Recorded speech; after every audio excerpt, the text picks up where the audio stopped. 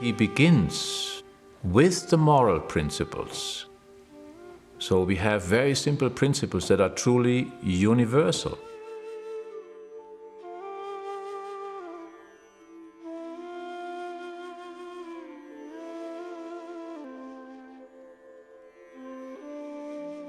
Then he has a second step to that.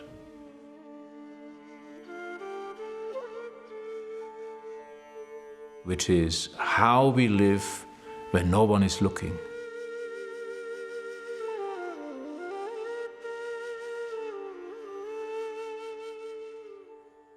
So these two steps happen before anyone talks about posture practice. Yoga without moral foundations is an impossibility.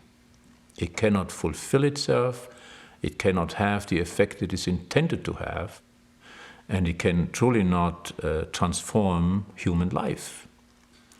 And I believe also that the moral foundations are what is lacking in most of our lives. One of the angas or limbs is asana, which is posture. And it's that aspect of Patanjali that has been exported in the West. And when people in the West think of yoga, they think of asana or postures.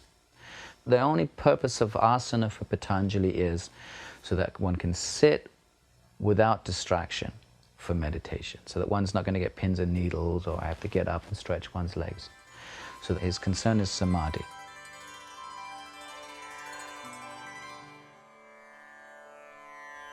So as the next more subtle aspect, we got the next step within the Patanjali system, which is pranayama, which is not to control the breath, but to really expand its field.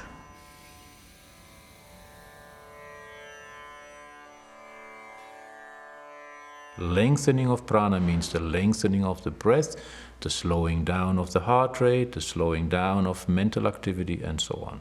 Conscious breathing is considered one of the best techniques for cleansing the mind.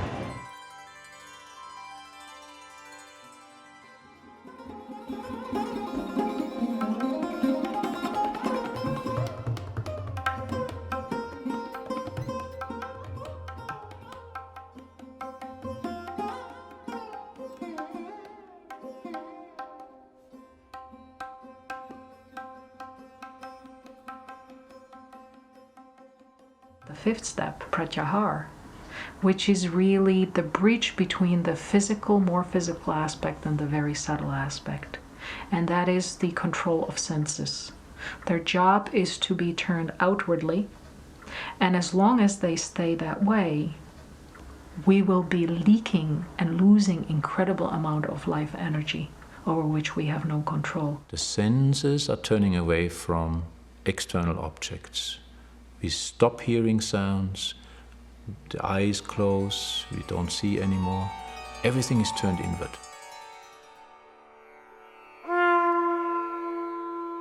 Once we get them under control and get the life energy moving inwardly rather than outwardly, we need to concentrate it. We need to bring it to one direction.